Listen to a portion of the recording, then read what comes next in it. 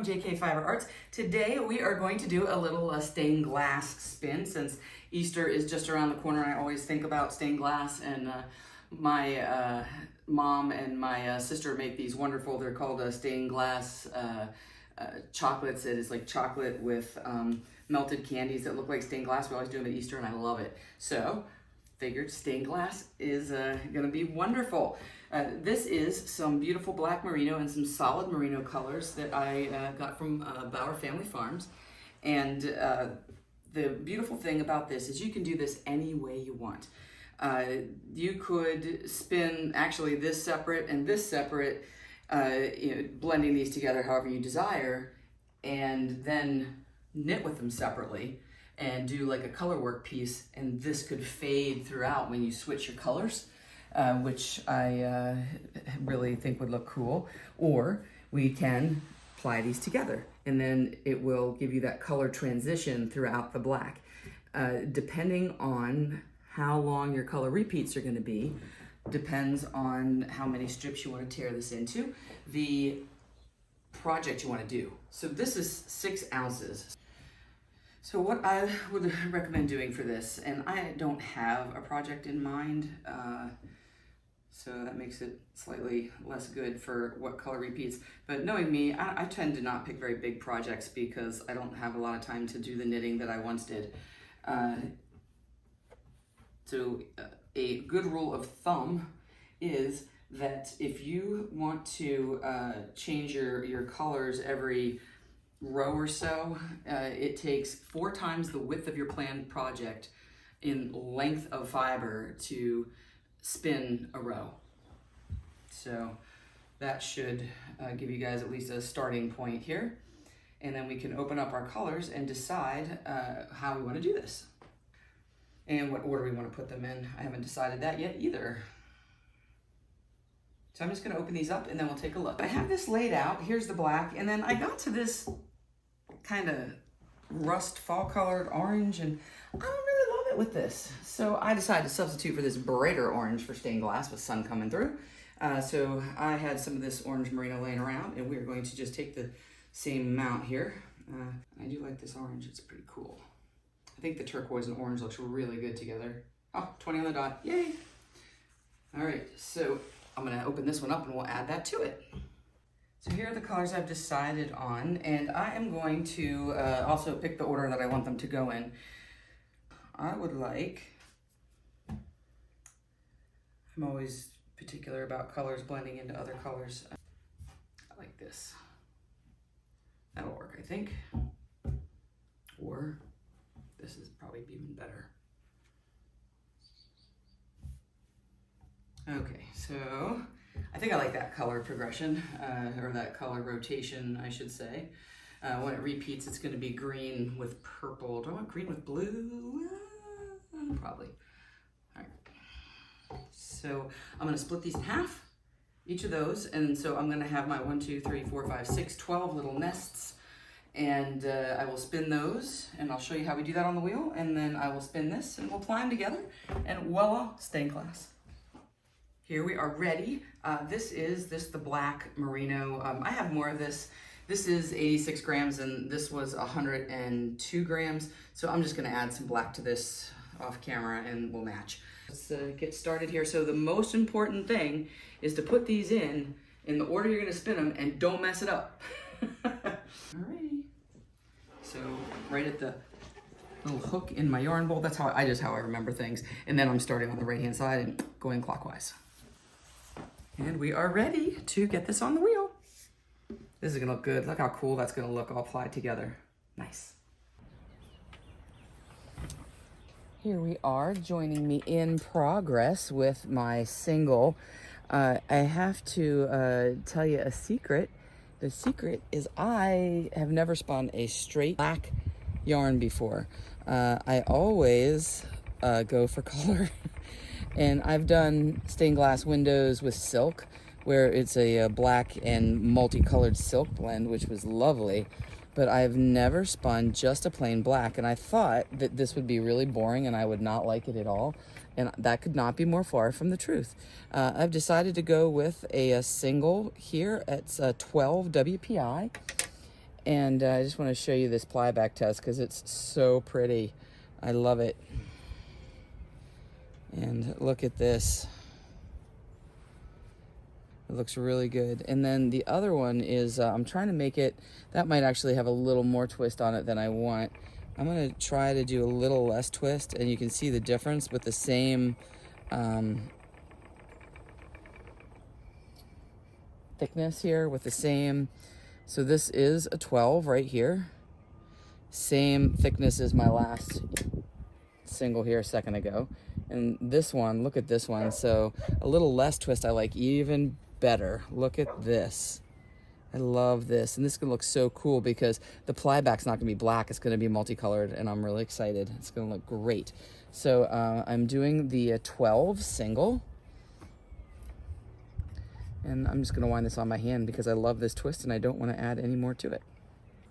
So when you're trying to spin a thick, consistent single, which is something that I tend to struggle with, what you wanna do is you wanna take more from your drafting triangle, so pull out a bigger chunk, and then you wanna try to stay closer to the orifice so that you're not tempted to backwards draw and end up with a thin single here.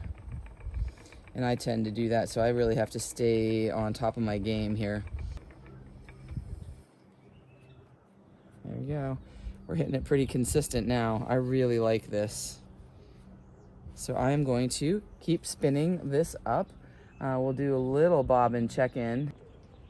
Here is our bobbin check-in with the black. Very unexciting. Very unexciting, but I did really enjoy spinning this. And then over here we have Finny in the full floof, although he's laying down. He just got back from the groomer. He's so fluffy. Maybe I'll sneak a picture of him later when he's sitting up so we can appreciate the full floof. Oh, there it is, the full floof. Good boy. Good boy, Finny. So here we are. I started the color, and I also changed the color order that we talked about. I decided to just go with Roy G. Biv, you know, red, orange, yellow, green, blue, indigo, violet order. I ended up also deciding to just do the large color blocks. I think it's gonna look really cool. The thickness that I've decided to spin this is a 12 WPI for the single, which is a pretty thick single. That's gonna give me a bulky weight yarn.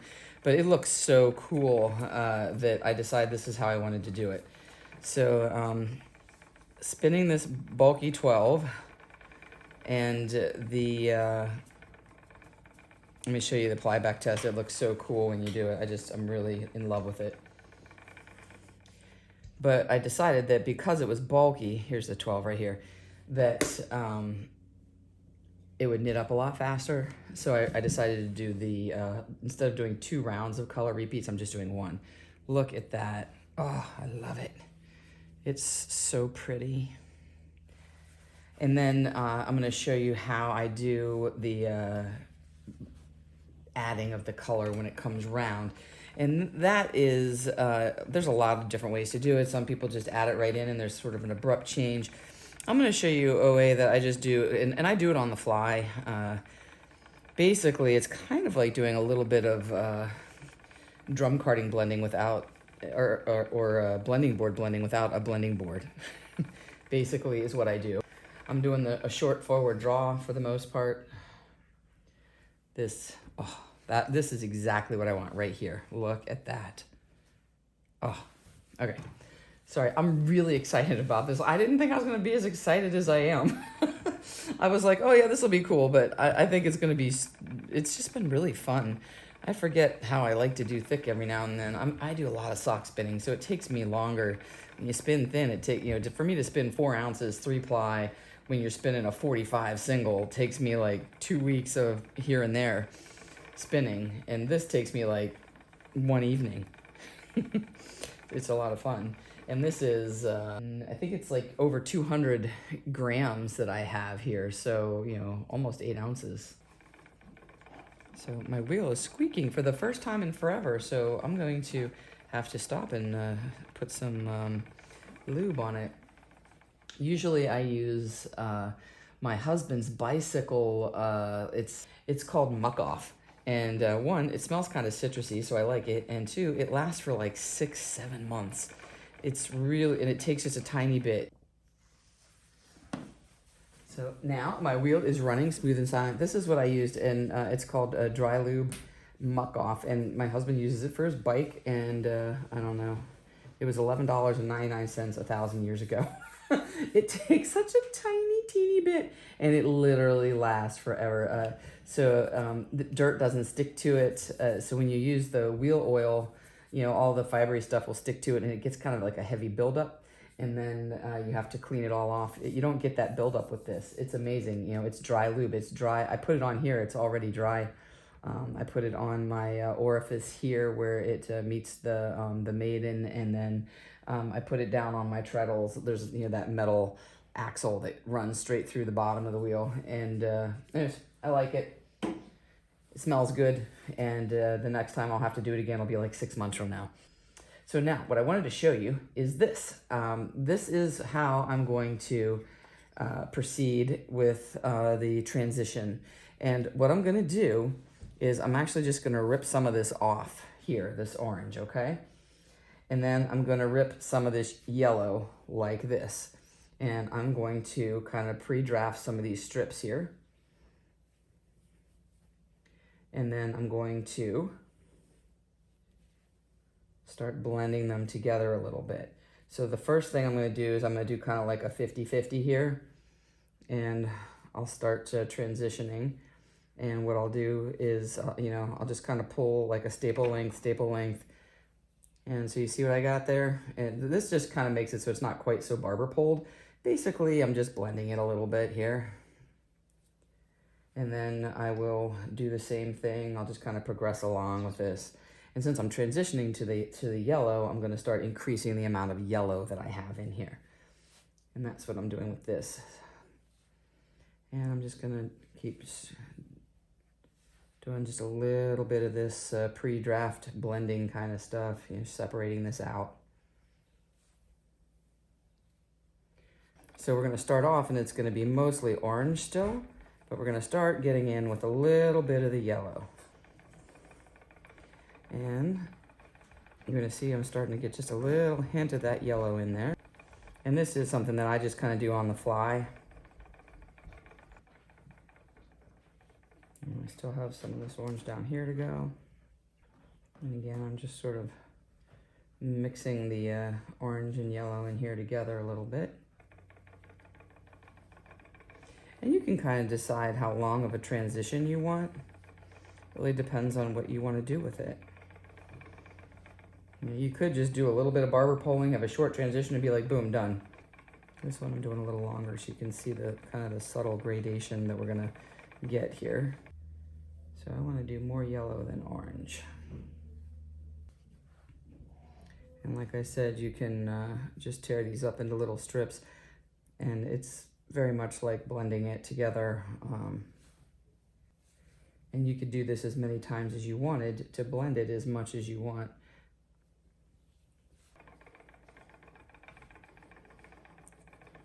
But what I'm looking at here is you can see it's a lot less barber pulling. When I started, you can see, you know, on here, the yellow and the orange, it was a little less well blended. Now I'm starting to blend it a lot better with the yellow. And I'm just gonna continue with that kind of blending here, but you can see how the yellow is starting to creep in a little more. Having a little less of the orange and a little more of the yellow come through.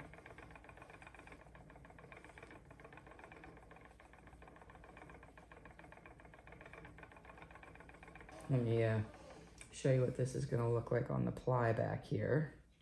Doesn't that look pretty? You can start to see that nice transition.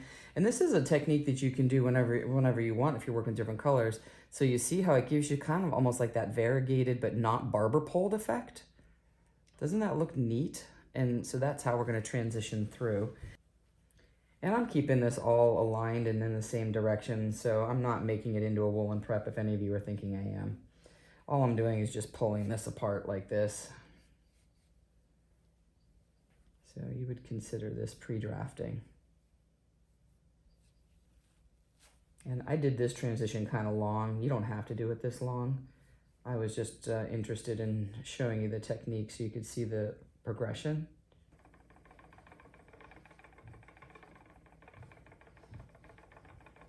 Here is my final little blend here, and then I'm going to transition straight into all the yellow. I'm going to finish this, and then I'm going to stop before I get too far into the yellow because I don't want to cover up what I just added onto the bobbin, so you can see the transition here. I think the next transition I'll probably do it a little bit quicker just because I wanted to show you guys how subtle you can make it, as subtle or as sharp as you want. I don't necessarily want it to be this subtle. This is a pretty long, slow fade. Now we're up to almost all yellow. There's still a touch of orange in here, which is perfect. Okay, let me see if I can show you this. This is a good place to stop, and then I'll be full yellow here in just a minute. So you can see, and now there is a more subtle transition underneath of here. I went over top of a lot of it. So it is a little bit darker underneath of here, and then it transitions through like this, you know, very lighter orange, and then even this has a little bit of orange in it still. And we're coming right back to the yellow, and that's how I like to do my transition. So let's see what we got here. I am very excited about this ply. I also have Finn in the room here with me and this is the first time I've ever let him in my, I call my room Escape. This is the first time I've, you know, like Dory from Finding Nemo, because that's when my kids were little. I love that movie and watched it a bunch. So let's stop right away and see if we like our angle of twist here, our angle of ply.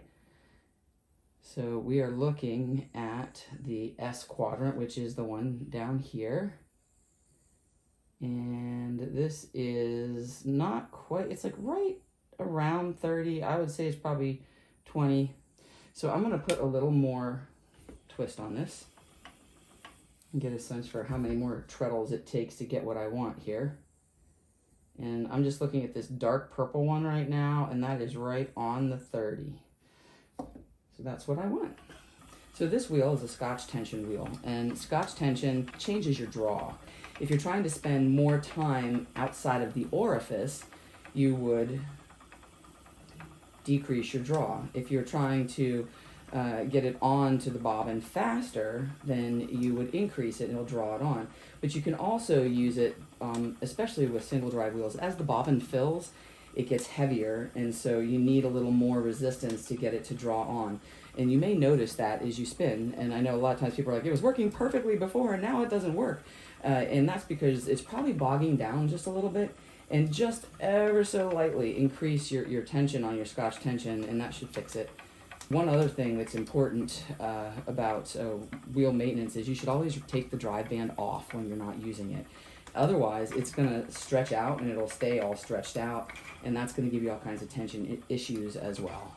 No, that's not enough, so I need a little more. So I was chatting and I got to going a little too fast. So my options for this are to decrease my tension, which I don't want to do because I do want it to be able to draw on. So I'm going to either spend more time outside of the orifice or treadle faster.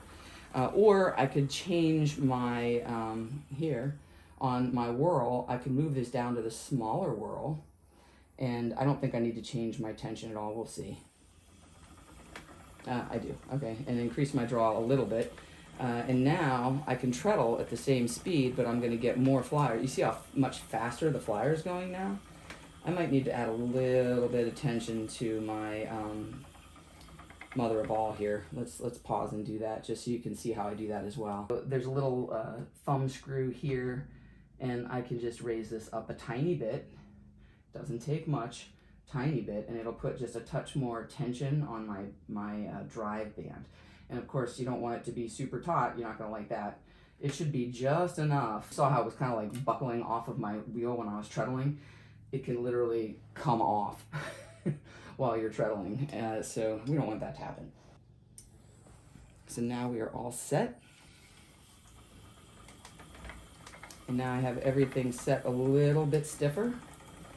When I do this, I do feel a little bit of increased resistance in my treadle, which you should feel. It's not hard to treadle though by a long shot. It's not like I'm trying to ride a bike up a hill or anything. And if you don't like the tension in the treadle, you can always go back to the setup that I had and just treadle longer outside of the orifice, or treadle a little bit faster. Now I'm treadling the same speed that I was treadling before, which is just my sort of default comfort speed. But now you can see I can get it on there a lot faster, and my twist should be where I want it to be. Let's look and see. So here is, let's do the dark purple. I think that'll be easier to see. Let's do a light behind it here. Here is 30. Here I am coming up into my first color transition. And here it is. Look at that beautiful fade starting to happen. I'm going to pause it here so you can take a closer look at it. Look at that starting to come through. Here we are. We're going to keep transitioning through, and you can see this kind of like this light blue purple, which I think looks very nice. It's a lovely transition. And this transition I did a little bit faster than some of the other transitions. This was the one where it was kind of a more abrupt transition, although there's still a transition here, and you can see that it's starting to fade into the next color. It's actually really fun to spin through this transition. Look at that. Isn't that nice? That is going to look really cool when you knit it. Or weave it, whichever. Those are the only two things that I do, are knitting and weaving. Well, and spinning.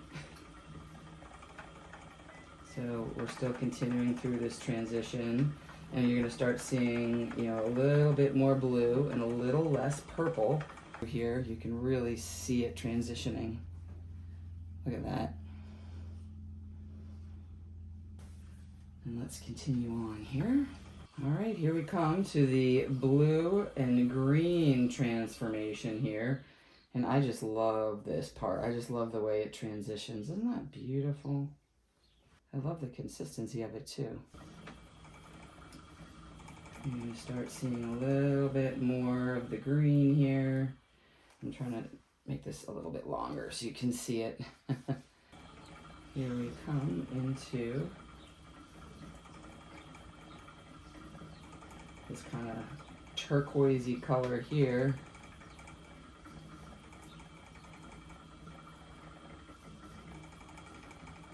And now we're heading a little bit more into that green. Looking good. So I will see you back here when we're all finished. Here we have our final yarn. I love, love, love it. Look at how cool it looks. Definitely getting a stained glass vibe. Very nice and consistent WPI of 6, which puts us at a bulky weight yarn, or I don't know if you can say light bulky weight yarn, or a heavy Aran yarn. The transitions look so nice. This is going to knit up beautifully. I will see you next time. Until then, spin happy.